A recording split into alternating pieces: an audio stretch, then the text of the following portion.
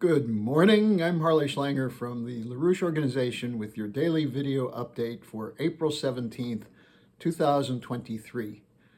As I'm sure many of you are well aware, the Schiller Institute sponsored another one of its international conferences this last weekend, and it's been archived and available for people to view if you were unable to catch it live. It was an extraordinary conference, 4 panels with distinguished speakers at a very timely intervention into history at a moment of profound and dramatic change. And the question is that it unfolded like a drama in which the issue posed to people is, will the world move toward a deeper tragedy, or will mankind emerge as a creative species capable of changing the circumstances away from tragedy toward triumph?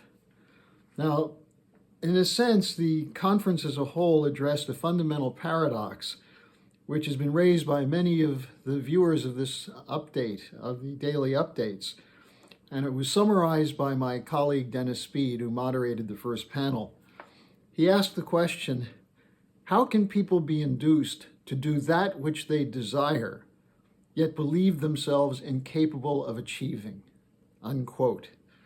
In other words, is it possible to overcome the dominant power of the Anglo-American oligarchy?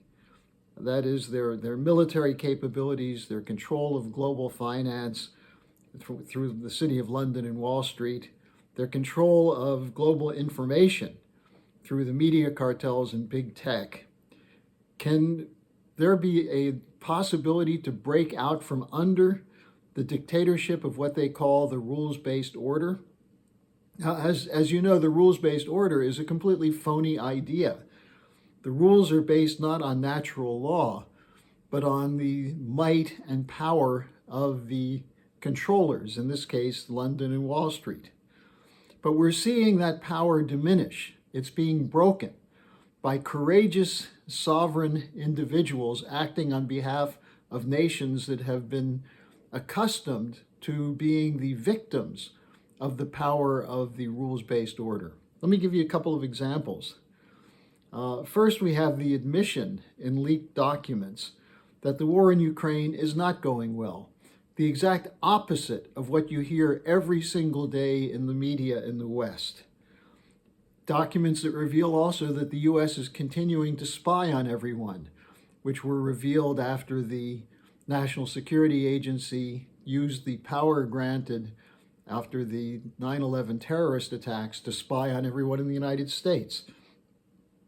The media focus on these leaks is who did the leaks and how did they get the material, as opposed to the crimes that were exposed in the leaks.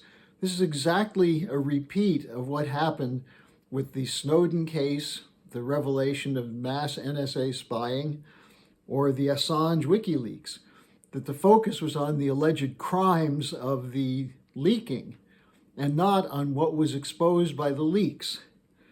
It's backwards. And it's time that those who are responsible for these kinds of criminal actions that are exposed in the leaks, that those responsible for the murderous policies be held accountable. Now, there's another example of the loss of power of this establishment, and that's the failure of sanctions. We were told that sanctions would crush Russia. The Russian economy would be shattered, and Russia would be defeated as a nation. But instead, what the sanctions have done is convinced much of the world that you can't rely on the dollar. You can't trust the United States. You can't trust the U.S. banks. Now we have Victoria Nuland, the architect of the February 2014 regime change coup in Ukraine, saying that the seized Russian reserves, which are more than $300 billion, should be used to rebuild Ukraine. That is stolen from the Russian people. Now, all this has done with sanctions is accelerated the de-dollarization, the moves to alternative currencies for trade and investment. Now, the latest example of this continues to be the BRICS, the Brazil, Russia, India, China, South Africa agreement, and the BRICS Development Bank, which was just reconfirmed with the conference in Beijing this last weekend. China countered the International Monetary Fund, which is trying to figure out how to collect debt from countries that can't pay the debt. China has been forgiving significant amount of debt, and they're calling on the IMF to do the same. The IMF is not going to, which means what? It means countries will turn to China for a better deal, a deal which is in the interests of their nation and their people. Now, we see the same kind of thing playing out on the visit of Brazilian President Lula to China. The Financial Times ran a hostile article against Lula, saying that Brazil can no longer be trusted to follow the rules. Well, these rules have harmed Brazil and its development. The Brazilians are now moving to pay for their trade in yuan, that is convertible currency with China. They're calling for no bias against China in international relations. And they also combined with China to say that the U.S. must stop encouraging the war between Ukraine and Russia by supplying weapons. Now, meanwhile, Lula said the U.S. and the European Union should start talking about peace, not more war. Now, the Brazilian press reported that U.S. officials were, quote, indignant, unquote, over Brazil's assertion of sovereignty over its own economic and strategic affairs. Well, I got news for those U.S. officials from Blinken, Sullivan, Victoria Nuland, the hapless Joe Biden. Get used to it. The world is no longer going to bend its knees and kiss American butt. There's a new global system coming into being which is based on sovereignty, based on nations acting in their own interests as opposed to being vassals. The real issue is, when will the Europeans join this motion? And when will the Americans join? Former presidential candidate Ron Paul, in talking about this, was talking about, among other things, China's role in bringing together a rapprochement between Saudi Arabia and Iran. And Ron Paul said, peace is breaking out in the Middle East, and the U.S. administration is unhappy about it. Well, the world is changing.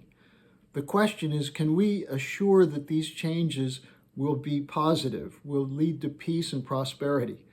There's no guarantee. In fact, we're currently staring down the barrel of a nuclear shotgun that's being held by the unsteady hands of Biden, who's being pushed forward by the think tanks of the military-industrial complex to continue a war against not only Russia, but also China, but also against the whole developing sector, which won't go along with the so-called rules-based order. So the question is, who will act to make the changes necessary? And the answer to that is we, the people. We have to reassert the Republican tradition of the U.S. Constitution, and that's Republican with a small r. It's not a partisan issue. It's about people acting in their own self-interests so that the government acts for the good of its people, not for the good of special interests. I'd urge you to take as much time as you can over the next days to watch the conference videos that will be linked below in the description box. It was a long conference, but very profound discussion, unlike any discussions you find anywhere else, because the intention of the speakers was not to feather the nest of the private interests that fund them, but to act for the good of the people, the good of their nation. And that's what the United States has to start doing again, acting in the interests of its people instead of the special interests. So take the time, watch the videos, and let me hear from you what you think about it. You can send me your comments at harleysch@gmail.com. Hello, thanks for watching. Be sure to like, subscribe, and hit the notification bell so you don't miss any of our videos. Support our independence to produce videos like these. Become a member of the LaRouche organization at thelarouche.org/member. By becoming a member for $25 or more, you'll get special access to the EIR Alert Daily Briefing and Weekly Magazine, which is what I read to stay on top of things.